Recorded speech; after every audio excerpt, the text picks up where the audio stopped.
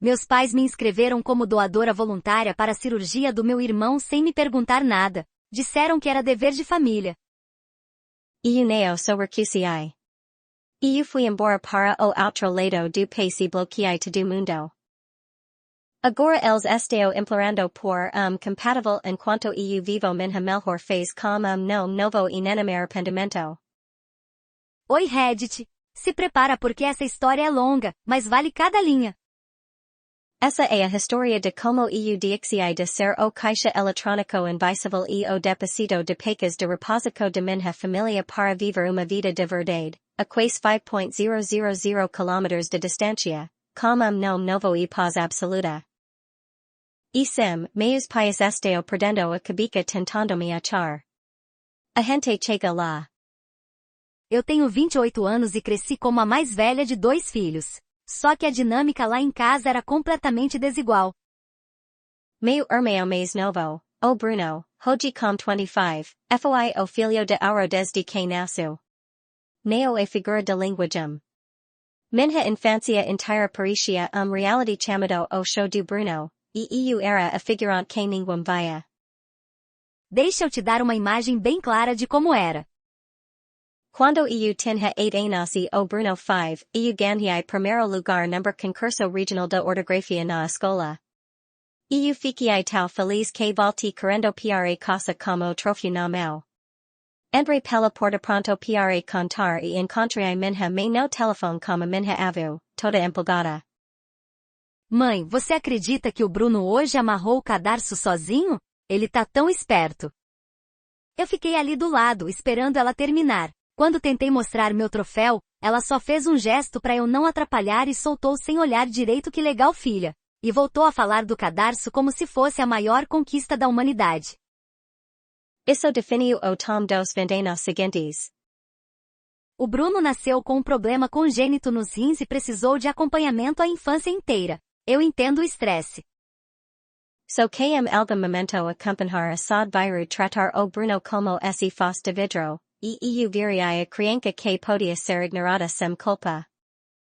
Toda viagem era planejada em cima do que o Bruno aguentava. Todo feriado natal ano novo Pascoa festa junina era sobre garantir que o Bruno ficasse confortável. Todo jantar varava o mesmo assunto consulta do Bruno dieta do Bruno exame do Bruno descanso do Bruno. Enquanto isso eu tirava nota alta entrava time da escola fazia tudo certo. Minha recompensa era parabéns frio e logo depois o assunto voltava para o bolton médico do Bruno. A diferença de tratamento era tão descarada que parecia roteiro pronto. Quando eu tinha 12 anos eu quis entrar na banda da escola. Meus pais disseram que era caro demais por causa das despesas médicas do Bruno. 3 meses depois o Bruno comenta que videogame era legal e meu pai aparecia com console novo e monte de jogos. Custava fácil mais do que instrumento usado. Mas claro, eu que precisava entender o orçamento. Aos 13 eu pedi para ir a um acampamento com meu amigo Diego. 2 semanas com trilha arco e flecha canoagem. Eu tava contando os dias. Não dá, é caro, é longe e se acontecer alguma coisa com o Bruno a gente precisa ficar disponível. O Diego foi sem mim. Voltou contando de fogueira tirolesa e até do primeiro beijo dele. Eu passei aquele verão fazendo bico no barro para junta trocado enquanto o Bruno ficava no ar-condicionado gigando. Aos 14 eu entrei no quadro de honra o ano todo. A escola fez cerimônia, chamou os pais, aquela coisa toda. Os meus não foram. Disseram que tiveram conflito de horário. Depois eu descobri que o conflito era levar o Bruno ao cinema. Aos 15 eu pedi aula para dirigir e ouvi que não tinha tempo por causa das consultas do Bruno. Eu aprendi com o pai do Diego nos fins de semana, porque ele ficou com pena. Meus pais nunca agradeceram nem pareceram notar. Quando chego a vez do Bruno, ai tinha tempo de sobra. Meu pai ensina com calma minha me registrar tudo como esse faz evento histórico. Aos 16 eu pedi para eles irem ao meu jogo da final do campeonato de basquete. Era contra a escola rival, eu era titular, era o jogo do ano. Meu pai disse que ia tentar. No dia tinha uma consulta do Bruno. Neo era emergencia nem procedimento. Era check-up de rotina, conversa rápida. Els neo formao meu jogo. Agente gonho EU marquei 18 pontos. Depois eu sub que opos a consulta els leverm o Bruno pra tomar sorvete porque ele foi muito corroso tirando sang. Eu cheguei casa e só tinha silencio comida na geladeira e bilhete para esquentar 3 minutos. No último ano do ensino médio eu fiz tudo sozinha para entrar na faculdade, inscrições, redações, bolsa, pesquisa. Meus pais não ajudaram, não perguntaram, não pareciam se importar. Quando eu passei na minha primeira opção com bolsa partial eu conti no jantar. Minha me responde que maravilhoso sem tirar os olhos do prato porque estava cortando o bife do Bruno pedacinhos já que ele não estava se sentindo bem.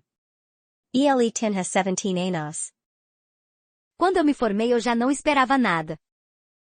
Quando chego a vez do Bruno teve festa grande comida música decora que a família vindo de longe 8 slideshow de vida dele.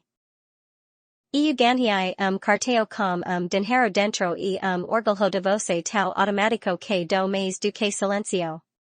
A nossa comemorar que o foi number restaurante de rede so nos quatro e mesmo assim o jantar vira conversa sobre os planos do Bruno. Eu me virei na faculdade com bolsa e trabalho. Trabalhei cerca de 25 horas por semana no laboratório de informática do campus além das aulas. Eu vivia no modo sobrevivência. Enquanto isso meus pais pagaram a faculdade inteira do Bruno numa universidade particular porque ele precisava de apoio extra. Eu contava modas. O Bruno vivia number dormitorio bom, confortável, com plano de refeições totalmente pago. E para completar, o Bruno ainda ganhava um notebook novo praticamente todo ano, como se fosse obrigação do universo manter ele sempre atualizado. Eu me formei summa cum laude em engenharia de software. O Bruno se formou em comunicação com GPA 2,3, depois de levar 5 anos porque trocou de curso 2 vezes e ainda reprovou em algumas matérias no caminho. E adivinha quem ganhou a maior comemoração? O Bruno ganhou uma semana em Cancún com tudo pago como presente de formatura. Eu ganhei uma mensagem no celular dizendo parabéns, sabia que você conseguia. Sem festa, sem viagem, sem jantar. Só um texto. Só que tem um detalhe importante. Apesar de tudo, eu nunca joguei isso nas costas do Bruno, pelo menos não pessoalmente. Ele não pediu para nascer com um problema nos rins. Ele não pediu para os nossos pais tratarem ele como se fosse um deus e me tratarem como se eu fosse um móvel. Isso era deles. Eu e o Bruno não éramos próximos, mas também não éramos inimigos. A gente só existia em paralelo. Ele no holofote e eu no canto. Depois da faculdade eu me mudei para Seattle e comecei a construir minha carreira como desenvolvedora de software. Eu era boa. Muito boa. Anos sendo deixada de lado viraram um combustível enorme. Eu ficava até tarde, pegava projeto extra, estudava linguagem nova por conta própria, fazia questão de ser impossível de substituir. Em 5 anos eu já era sênior numa empresa grande de tecnologia. Eu comprei meu próprio apartamento com vista para a água. Eu tinha um carro confiável pago com meu dinheiro. Eu tinha reserva no banco e investimento crescendo. Eu construí uma vida que não tinha absolutamente nada a ver com a minha família, e isso me dava uma paz que eu nem sabia que existia. Eu mantive contato mínimo com meus pais. Uma ligação em feriado quando eu tinha vontade, quase sempre durando uns 10 minutos até a conversa virar o Bruno. Uma visita por ano talvez em que eu sentava na casa onde cresci me sentindo uma visita que ficou tempo demais. Eles nunca pareciam notar a distância. Nunca perguntavam do meu trabalho, da minha vida, dos meus amigos. Nunca foram a Seattle, nunca viram meu apartamento, nunca conheceram ninguém com quem eu namorei. Era como se eu existisse só no intervalo entre um assunto e outro sobre o Bruno. Tudo mudou mais ou menos 2 anos atrás quando minha mãe me ligou dizendo que o problema renal do Bruno tinha avançado de vez. O rim que ainda funcionava estava falhando e a diálise era só uma ponte, não uma solução. Os médicos falaram que ele precisava de transplante e que, para o melhor resultado, o ideal era um doador vivo, e que familiares tinham mais chance de serem compatíveis. Eu quero deixar algo muito claro. Se meus pais tivessem me ligado e perguntado de verdade, perguntado com respeito, se eu estaria disposta a fazer exames para ver se eu era compatível, eu provavelmente teria dito sim. Apesar do histórico, apesar de anos de negligência e favoritismo, eu não sou um monstro. O Bruno ainda era meu irmão. Se existisse uma chance de eu ajudar a salvar a vida dele, eu pelo menos consideraria. Só que não foi isso que aconteceu. Filha, eu já marquei seus exames no centro de transplantes perto daqui para a semana que vem. Eu já passei suas informações, preenchi a papelada inicial e deixei tudo encaminhado. Eu sabia que você ia querer ajudar seu irmão. Família cuida de família. Isso é sua obrigação como irmã. Eu já organizei tudo para você não se preocupar com detalhes. Eu fiquei muda. Eu fiquei uns 30 segundos sem conseguir responder porque meu cérebro estava tentando aceitar que aquilo era real. Ela não tinha me pedido nada. Ela estava me avisando do que já tinha decidido.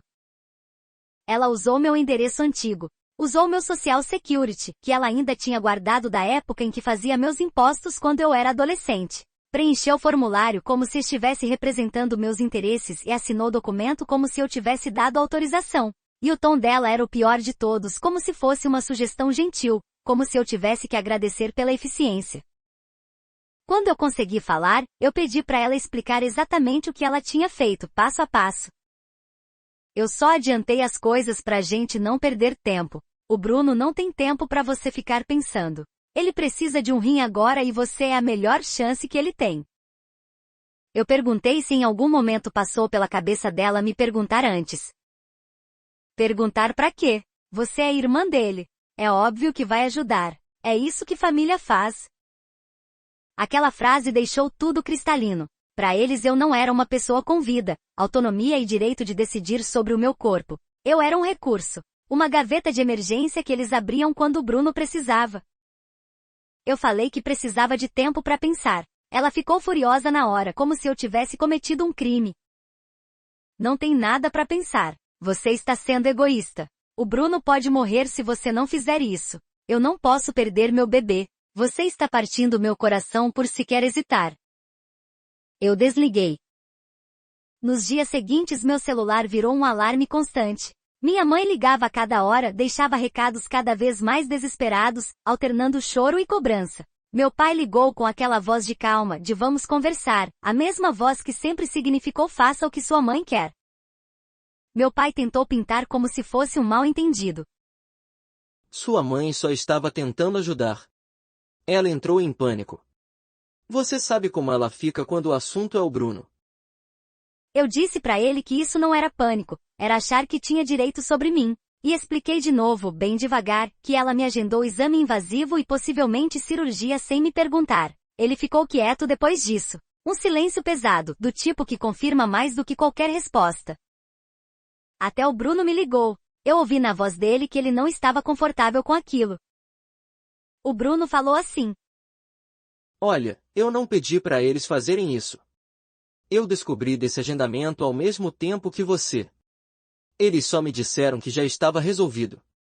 Eu não sabia que eles não tinham falado com você antes. Eu disse para ele que eu ia pensar. E eu realmente pensei. Eu sentei e repassei minha vida inteira, lembrança por lembrança, e entendi que aquela ligação não era só sobre um rim. Era sobre como eles me enxergavam desde sempre. Naquela noite eu tomei uma decisão que mudou tudo.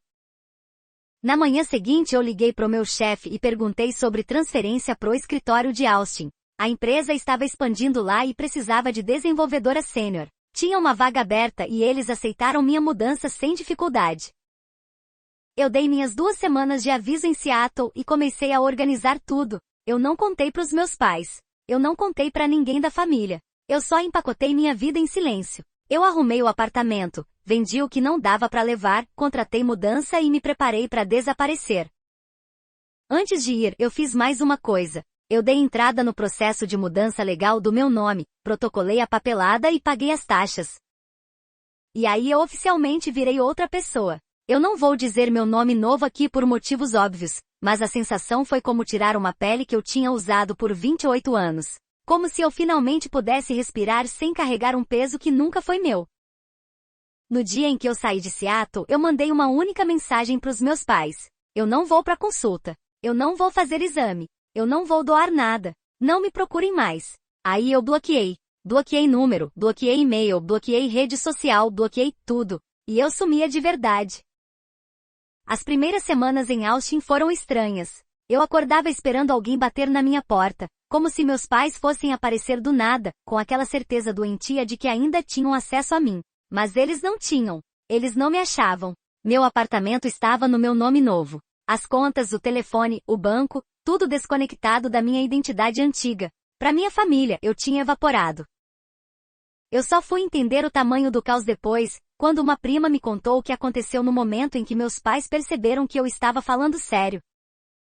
Minha mãe foi até o meu condomínio em Seattle e encontrou só vazio. O porteiro disse que eu tinha me mudado semanas antes e que não existia endereço de encaminhamento. Ela ficou chorando no estacionamento enquanto meu pai ligava para a polícia para me registrar como desaparecida. A polícia disse que não tinha o que fazer. Eu era adulta. Eu tinha dito explicitamente para eles não me procurarem. Eu não estava desaparecida. Eu tinha escolhido sair. Minha mãe não aceitou. Ligou para a delegacia mais 3 vezes. Foi pessoalmente, fez escândalo, até ameaçarem retirar ela de lá. Tentou abrir boletim de ocorrência de desaparecimento e rejeitaram porque eu não me encaixava nos critérios. Ela ligou para o hospital perguntando se tinha alguém com a minha descrição internada. Ligou até pro necrotério, convencida de que eu só podia ter morrido, porque a filha mais velha dela jamais abandonaria a família por vontade própria. Quando isso também não funcionou, ela começou a ligar para todo mundo que já tinha cruzado meu caminho. O Diego recebeu ligação dela às 11 da noite numa terça-feira perguntando se ele sabia onde eu estava. Ele disse que não e desligou. Ela ligou mais 3 vezes na mesma semana.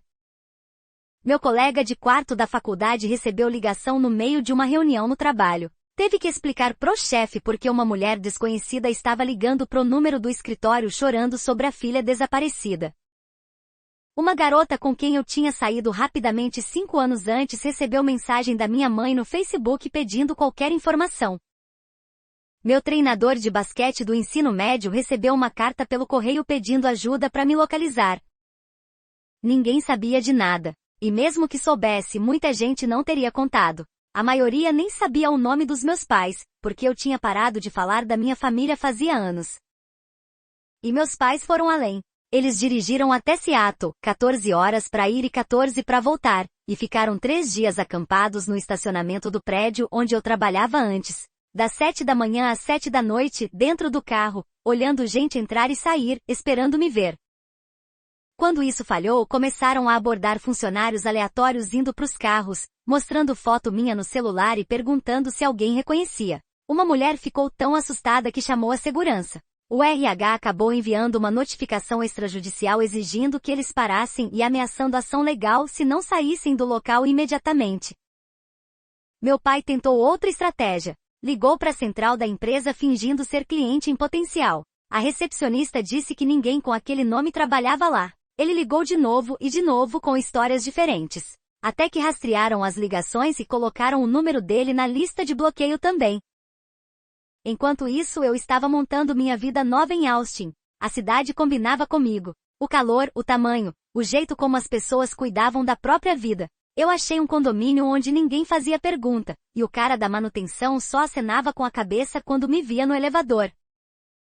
No trabalho eu fiz amigos novos, gente que me conhecia só como a pessoa que eu escolhi ser. Ninguém perguntava da minha família. Ninguém esperava que eu pegasse avião em feriado. Ninguém estranhava eu não mencionar pai, mãe, irmão. Eu era só eu. Em menos de 6 meses eu fui promovida. Passei a liderar um time pequeno num lançamento de produto novo. Depois que o projeto foi entregue com sucesso, meu chefe me puxou de lado e disse que eu estava no caminho para um cargo de diretoria se continuasse naquele ritmo. Eu comecei a contribuir no limite do meu 401k. Montei uma reserva de emergência com 18 meses de despesas. Comprei móveis escolhidos por mim, não sobras de ninguém. Pintei meu quarto com uma cor que eu gostava. Coisa simples, mas era meu. Cada escolha era um pedaço de liberdade. Eu me matriculei numa academia de escalada perto do apartamento porque eu queria tentar algo novo. E foi lá que eu conheci a Jenna. Ela estava fazendo segurança na corda para uma amiga quando eu entrei para minha primeira aula. A gente começou a conversar. Ela era enfermeira num dos grandes hospitais do centro. E ela tinha um tipo de risada que fazia eu querer falar qualquer coisa só para ouvir de novo. Depois da aula a gente foi tomar café. 2 dias depois, jantar. Quando eu percebi, a gente já estava junto. Depois de alguns meses, eu contei tudo para ela. A gente estava sentada no meu sofá, com caixas de comida em cima da mesa de centro e um filme passando ao fundo que nenhum de nós estava realmente assistindo. Eu contei sobre o favoritismo, sobre o abandono, sobre o troféu do concurso que ninguém ligou, sobre o jogo de final que ninguém foi ver. Eu contei sobre minha mãe me colocando numa cirurgia sem perguntar. Eu contei sobre a mudança de nome, a mudança de cidade, o bloqueio de todo contato. Ela ouviu sem me interromper. Quando eu terminei, ela ficou quieta por um tempo. Então ela disse: seu corpo é seu corpo. Ninguém tem o direito de oferecer ele por você nem família. Principalmente não família. Ainda mais quando eles nunca te trataram como família desde o começo. Eu soube na hora que eu ia casar com essa mulher. Não foi um pensamento bonito e romântico, foi uma certeza seca. Como se alguém tivesse carimbado dentro de mim que finalmente existia alguém do meu lado que entendia o básico, que eu não era propriedade de ninguém. Mais ou menos um ano depois de eu me mudar, minha prima me procurou com uma atualização. O estado do Bruno tinha piorado. Ele já estava em diálise em tempo integral, indo a um centro 3 vezes por semana, 4 horas por sessão. E a fila por um rim de doador falecido podia levar anos. Meus pais ainda me procuravam desesperadamente, convencidos de que se me achassem, eles iam consertar tudo. 6 meses atrás minha prima ligou de novo e dessa vez a voz dela vinha com aquele cuidado de quem sabe que vai trazer notícia ruim. Ela disse que meus pais tinham contratado um serviço de busca, uma empresa especializada em encontrar gente que não quer ser encontrada. Ela disse que eles estavam ficando desesperados. Eu perguntei quanto eles pagaram, mais por curiosidade mórbida do que por qualquer outra coisa. Minha prima disse que ouviu minha mãe comentar que foram $5.000 de entrada. $5.000 para rastrear uma filha que eles ignoraram por 3 décadas. $5.000 que nunca apareceram para um aniversário meu, para uma festinha simples, para um bolo com vela. $5.000 que não existiam quando eu pedi acampamento, aula de direção, uma comemoração de formatura, mas que surgiram num instante quando eles precisaram de alguma coisa de mim. Agradeci a minha prima e entrei em modo alerta. Eu tranquei todas as minhas redes sociais, deixei tudo privado, troquei foto por uma imagem que não dizia nada, apaguei qualquer indicação de localização. Passei um fim de semana inteiro entrando em cada site de busca de pessoas que eu conseguia encontrar e pedindo remoção, preenchendo formulário, mandando e-mail, cobrando quando não respondiam. Eu confirmei que meu endereço não estava ligado ao meu nome novo em nenhum registro público fácil de achar. Eu conversei com meu prédio para não confirmarem minha residência para ninguém. Eu mudei rotina. Fui por caminhos diferentes pro trabalho. Passei a comprar em mercados diferentes em dias diferentes.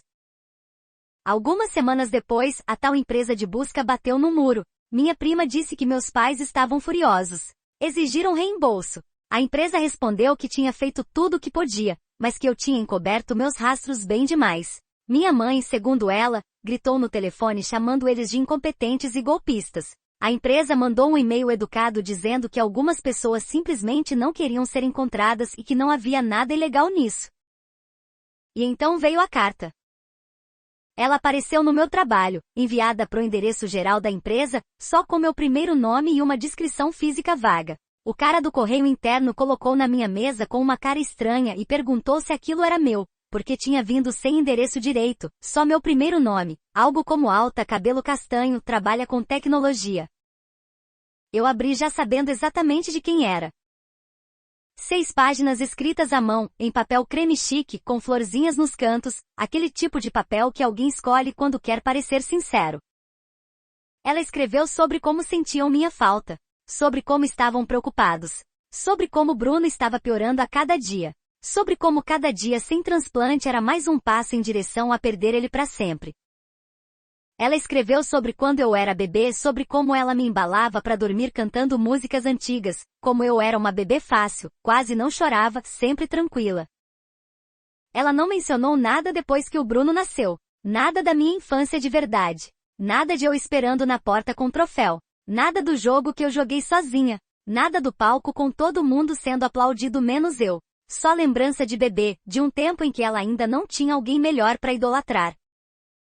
Dentro do envelope tinham 3 fotos do Bruno. Numa delas ele estava ligado à máquina de diálise olhando direto para a câmera com uma expressão que parecia ensaiada. Atrás, na letra toda enrolada da minha mãe, estava escrito: seu irmão precisa de você. Outra foto mostrava ele numa cama de hospital. A terceira mostrava ele numa cadeira de rodas.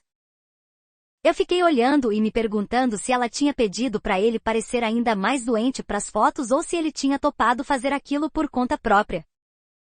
O que ela não fez em 6 páginas foi pedir desculpa. Nenhuma vez. Ela não reconheceu que estava errada. Não assumiu responsabilidade por ter me colocado num processo sem consentimento. O máximo que ela chegou perto foi uma frase enterrada na página 4 dizendo: "Sinto muito que você tenha se sentido magoada com a nossa pressa em ajudar o Bruno. Não sinto muito pelo que eu fiz. Sinto muito pelo que você sentiu." Manipulação clássica. Transformando a culpa em mim, como se o problema fosse a minha reação, não a atitude deles.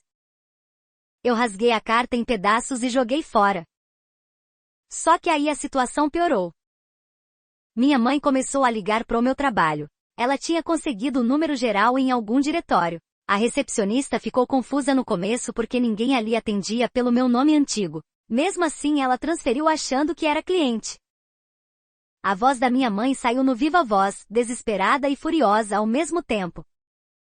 "Eu sei que você trabalha aí. Eu sei que você está ouvindo. Para com essa palhaçada e volta para casa. Seu irmão está morrendo. Como você consegue ser tão egoísta?"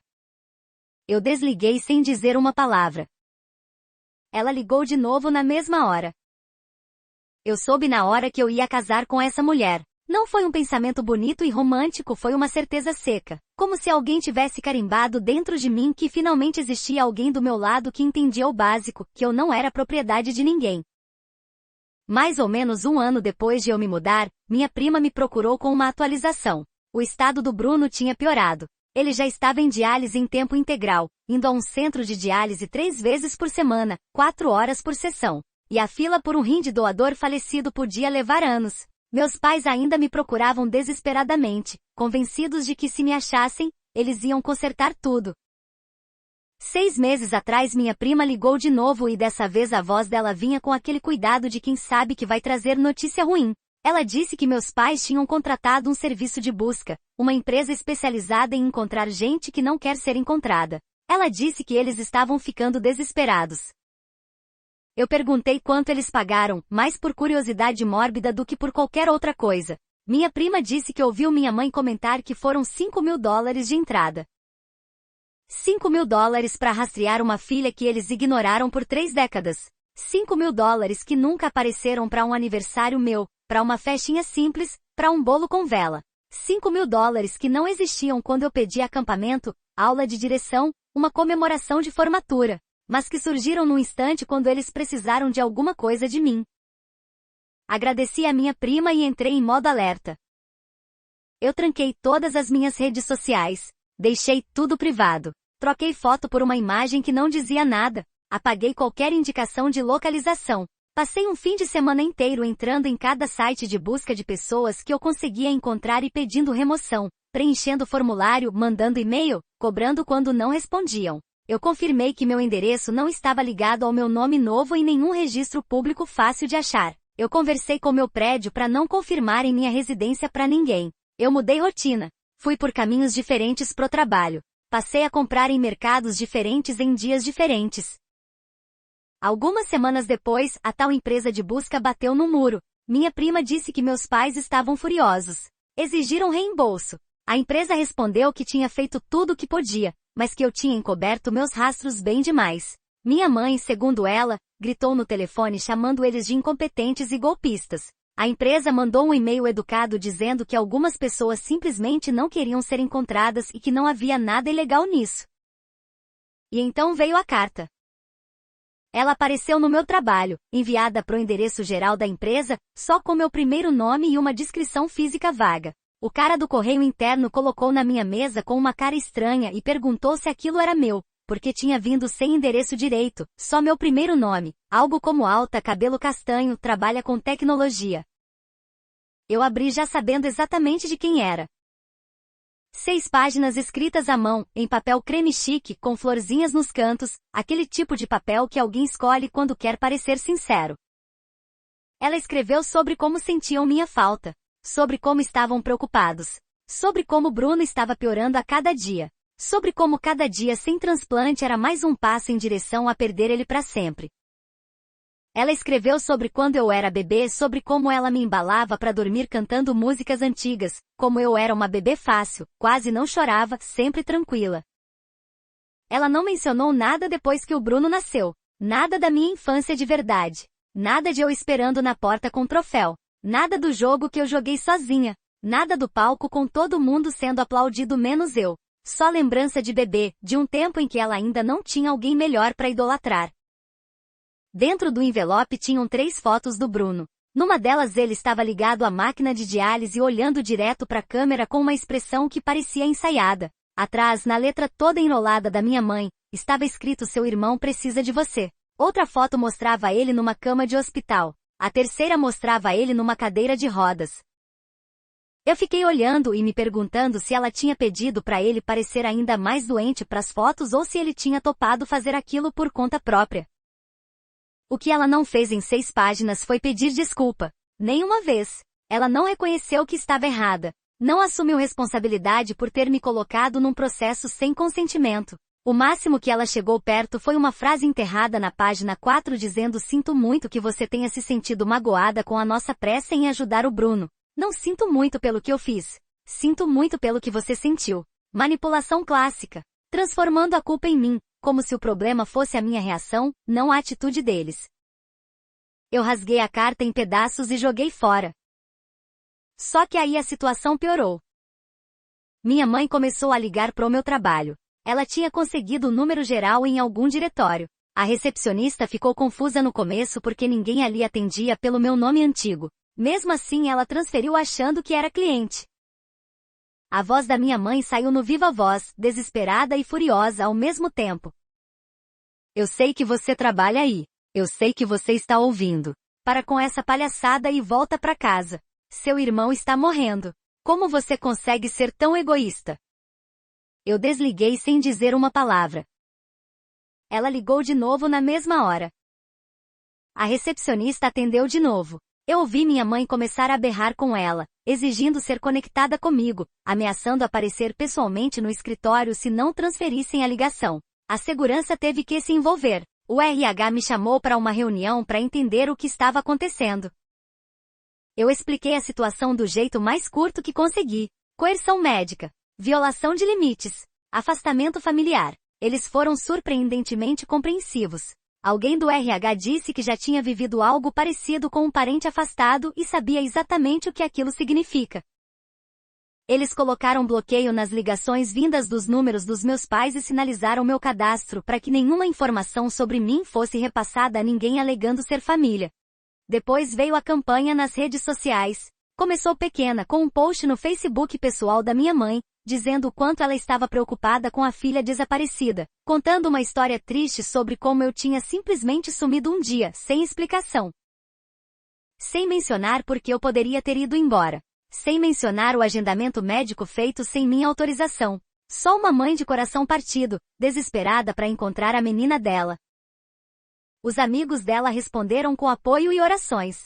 Alguns ofereceram compartilhar o post para ajudar. Ela aceitou. Aí cresceu. Ela começou a postar em grupos de comunidade, com aqueles textos de vocês viram minha filha, sempre com fotos antigas minhas, geralmente em que eu estava do lado do Bruno, para ela poder mostrar como a gente era uma família próxima. Ela postou em grupos de desaparecidos, em grupos da cidade natal dela, em grupos de Seattle, em grupos de cidades aleatórias pelo país, na esperança de que eu tivesse ido parar lá. Ela escrevia textos enormes dizendo que não entendia o que tinha feito de errado, que tinha me dado tudo o que uma mãe podia dar, que tinha se sacrificado pelos 2 filhos, e agora um estava morrendo enquanto a outra se recusava a ajudar. Ela se colocou como vítima. Me colocou como vilã. Ela reescreveu a história em tempo real, criando uma narrativa onde eu era um monstro ingrato que abandonou uma família perfeita por motivo nenhum. Teve gente que acreditou. Comentários cheios de pena por ela. Gente me chamando de sem coração. Gente me chamando de covarde.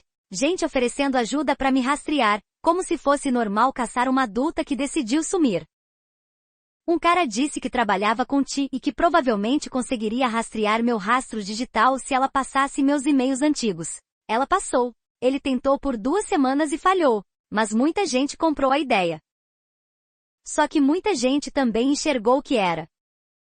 Algumas pessoas que conheciam nossa família comentaram com a verdade. Uma mulher que estudou com a gente no ensino médio escreveu um comentário enorme dizendo que eu sempre fui tratada como segunda opção.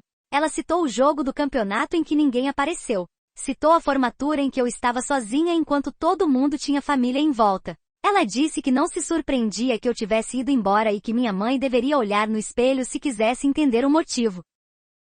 Minha mãe apagou esse comentário em minutos. Só que alguém já tinha tirado print e postado em outra thread. Minha prima entrou com mais detalhes, tomando cuidado para não revelar nada sobre onde eu estava. Ela confirmou que meus pais tentaram me colocar numa cirurgia sem consentimento. Confirmou que aquilo tinha sido a gota d'água depois de décadas de favoritismo. Esses comentários também foram apagados. Mas os prints continuaram se espalhando. E as pessoas começaram a questionar a versão da minha mãe. Teve gente dizendo que adulto não desaparece do nada, que talvez ela devesse considerar o que fez para me afastar em vez de tentar me caçar. Minha mãe respondeu postando mais histórias tristes, mais fotos de infância, mais atualizações sobre o Bruno piorando, com a mensagem implícita de que eu estava matando ele por não aparecer para doar. Ela começou até um GoFundMe para as despesas médicas do Bruno e colocou na descrição que a outra filha tinha abandonado a família na hora mais escura. 3 meses atrás o Bruno conseguiu me encontrar. Eu não sei exatamente como. Talvez ele tenha contratado alguém melhor do que o serviço que meus pais usaram. Talvez ele tivesse acesso a outros recursos. Talvez ele só tenha dado sorte, ou perguntado para a pessoa certa do jeito certo. Mas uma noite eu cheguei do trabalho e ele estava lá, sentado nos degraus de concreto do lado de fora do meu prédio, parecendo que ia cair se um vento mais forte batesse. Ele estava péssimo, pálido num tom quase cinza, magro, como se o corpo estivesse se comendo por dentro. A roupa pendia nele como se fosse de alguém 2 números maior, olheiras profundas, um amarelado na pele que denunciava que os rins não estavam dando conta. Ele estava destruído por anos de diálise, por consultas sem fim, por esperar e esperar enquanto o corpo falha devagar. Uma parte de mim sentiu pena. Ainda era meu irmão. Outra parte levantou um muro na mesma hora, esperando manipulação, culpa, cobrança disfarçada de pedido. Antes de eu dizer qualquer coisa, ele levantou as mãos, e até esse gesto parecia custar. O Bruno falou primeiro. Antes de você falar qualquer coisa, eu não tô aqui porque a mãe e o pai me mandaram. Eles não sabem que eu te encontrei. Eu não vou contar pra eles onde você mora, que nome você tá usando, nada. Não foi por isso que eu vim. Eu fiquei parada com a chave na mão. A porta do prédio estava a poucos metros. Eu podia simplesmente passar por ele e entrar. Eu podia fingir que não vi. Eu podia mandar ele embora. Mas eu fiquei. Eu perguntei por quê. Porque eu precisava falar com você. De irmão para irmã. Não por carta, não por ligação, não por post em rede social. Cara a cara. Eu considerei só passar por ele. Considerei mandar ele ir embora. Considerei tudo. Mas alguma coisa me fez parar. Talvez curiosidade. Talvez algo mais fundo. Talvez eu só quisesse ouvir o que ele tinha para dizer depois de tudo. Eu disse que ele tinha 5 minutos. Fala. Ele respirou fundo. Eu sei que o que eles fizeram foi errado. Te marcar exame sem te perguntar. Eu falei para eles não fazerem desse jeito, mas eles não ouviram. Eu tô morrendo. Essa é a realidade. Eu tô na lista de transplante há 2 anos. Eu não vim aqui para te culpar. Eu só queria olhar para você e dizer que eu sinto muito. Por tudo. Por como eles te trataram a vida inteira. Eu via. Você merecia muito mais. E eu sinto muito por não ter falado nada antes. Ele se levantou devagar, fazendo uma careta. Se você não quiser fazer exame, eu entendo. É seu corpo. É sua escolha. Ele começou a caminhar em direção a um carro parado na rua. Eu vi ele indo embora e chamei, antes de eu conseguir segurar a palavra. Bruno. Ele virou. Eu disse que eu ia pensar. Ele assentiu e foi embora. Eu pensei nisso por semanas, e então eu tomei uma decisão. Eu fiquei semanas com aquilo na cabeça, e no fim eu decidi fazer a única coisa que fazia sentido, do meu jeito, no meu controle, longe deles. Eu fui a um centro de transplante em Austin, completamente independente dos meus pais, e fiz a avaliação completa. Tudo. Porque não adiantava eu ficar me torturando pensando se eu doaria ou não, se no fim das contas eu nem fosse compatível. 2 semanas depois, o resultado chegou. Eu não era compatível. Incompatibilidade de tecidos. Mesmo que eu quisesse doar pro Bruno, eu não podia. Eu contei pra ele numa videochamada. Eu estava preparada pra ele desabar, ou pra ficar em silêncio, ou pra me dar mais um daqueles discursos carregados de culpa. Só que ele reagiu melhor do que eu esperava. Para ser sincero, eu tô aliviado. Não porque eu não precise de um rim, eu preciso. Mas porque agora não tem pressão. A gente pode só ser irmãos. Aquilo me pegou de um jeito estranho. Era a primeira vez que alguém naquela família tirava o peso do meu corpo das minhas costas. O Bruno contou pros nossos pais. Não contou onde eu estava nem meu nome novo, só disse que tinha me encontrado, que a gente conversou e que eu não era compatível. E segundo ele, minha mãe surtou. Ele me descreveu a cena depois. Ela começou a gritar que você sabotou o teste. Que você tá tentando matar o bebê dela de propósito. Meu pai ficou sentado em silêncio. E aí veio a parte que quase me fez rir, de tão absurda. Depois que minha mãe se acalmou, ela perguntou-se, já que eu não ia doar um rim, eu pelo menos doaria dinheiro para as contas médicas do Bruno. O Bruno disse não por mim. Eu falei que não. Do jeito mais simples possível. Minha mãe chorou e disse que não entendia onde tinha errado. 2 semanas depois, o Bruno me ligou com uma notícia que eu não esperava ouvir tão cedo. Ele tinha subido na lista. Um rim compatível de um doador falecido tinha aparecido. O doador era um rapaz de 24 anos, morto num acidente de moto, a 3 estados de distância. Triste pra caramba. Mas a família dele decidiu doar os órgãos. E o Bruno era compatível com o rim.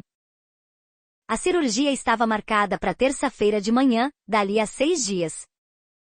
Eu fiquei um tempo digerindo aquilo, pensando no que eu devia fazer, se eu devia fazer alguma coisa, se eu tinha o direito de aparecer, porque aquilo era tudo que o Bruno esperava há anos. Uma chance de vida normal. Uma chance de parar de ir para diálise 3 vezes por semana. Uma chance de comer e beber sem medo. Uma chance de não planejar cada semana em torno de consulta à agulha e máquina. E eu percebi que eu queria estar lá. Não pelos meus pais. Não por obrigação. Nem por culpa. Eu queria estar lá porque, apesar de tudo, apesar de eu ter vivido a vida inteira na sombra dele, o Bruno tinha feito uma coisa que ninguém naquela família tinha feito por mim. Ele tinha me visto. Ele tinha pedido desculpa. Ele tinha me tratado como gente. Eu comprei uma passagem. Eu não contei pros meus pais que eu estava indo. Eu e o Bruno combinamos com cuidado. Eu chegaria na segunda noite, ficaria num hotel perto do hospital, e ele garantiria que nossos pais não estivessem por perto nos horários em que eu fosse visitar. Era ridículo ter que me esconder para ver meu próprio irmão, mas era isso que a nossa família tinha virado. Meu voo pousou às 9 da noite na cidade deles. Eu peguei um carro alugado e fui pro hotel. Fiz check-in com meu nome novo, por precaução. O Bruno me mandou mensagem dizendo que já estava internado fazendo os procedimentos pré-operatórios e que nossos pais tinham ido embora por aquela noite. Eu dormi cedo, sabendo que o dia seguinte ia ser longo. Na terça de manhã eu cheguei ao hospital às 6 em ponto. O Bruno já estava no pré-operatório. Me deixaram ver ele por alguns minutos antes de levarem para a sala. Ele estava com soro, vestido com aquela camisola fina de hospital, nervoso, mas ao mesmo tempo estranhamente em paz. Valeu por vir. Isso significa muito. Eu disse para ele não morrer na mesa, porque eu não tinha atravessado o país para ir em funeral. Ele riu e falou que não prometia. Aí levaram ele por volta das 7. Eu fui para a sala de espera da cirurgia. Um lugar bege, com cadeiras desconfortáveis e uma TV passando jornal sem som. Na primeira hora eu fiquei sozinha. Depois outras famílias foram chegando, cada uma com o próprio medo, a própria espera, o próprio futuro preso numa porta fechada. Disseram que a cirurgia levaria de 4 a 6 horas. Eu fiquei ali o tempo todo com o celular na mão. O hospital tinha um sistema de mensagens com atualizações. Paciente em sala. Cirurgia em andamento. Sem complicações. Cirurgião finalizando. Cada mensagem fazia meu corpo soltar um pouco de tensão que eu nem sabia que estava segurando. Perto de 1 da tarde, a cirurgiã apareceu. Uma mulher baixa, cabelo grisalho, olhos cansados, ainda de uniforme. Ela me achou na sala de espera, se apresentou e disse que a cirurgia tinha corrido bem. O rim estava no lugar, já funcionando, já produzindo urina. O Bruno estava na recuperação, ainda sob anestesia, mas estável. Eu agradeci umas 4 vezes. Ela sorriu como quem já ouviu aquilo 100 vezes e seguiu adiante. Por volta das 3 da tarde, levaram o Bruno para um quarto normal. Eu fui ver ele. Ele estava horrível, óbvio, recém-saído de cirurgia grande. Pálido, grogue, com tubo e fio para todo lado. Mas vivo. Os olhos dele abriram quando eu entrei. Ei! Eu respondi oi e perguntei como estava o rim novo, quem era. Ele tentou rir e se arrependeu na mesma hora.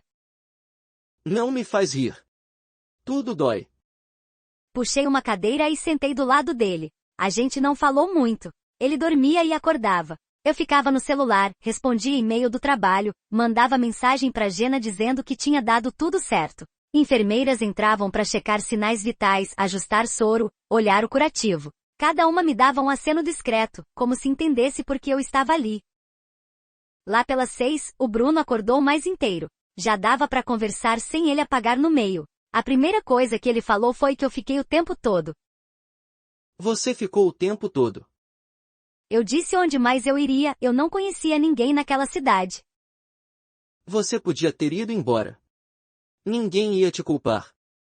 Eu disse que eu estava ali. Ele me olhou por um tempo, como se estivesse tentando memorizar minha cara. Obrigado.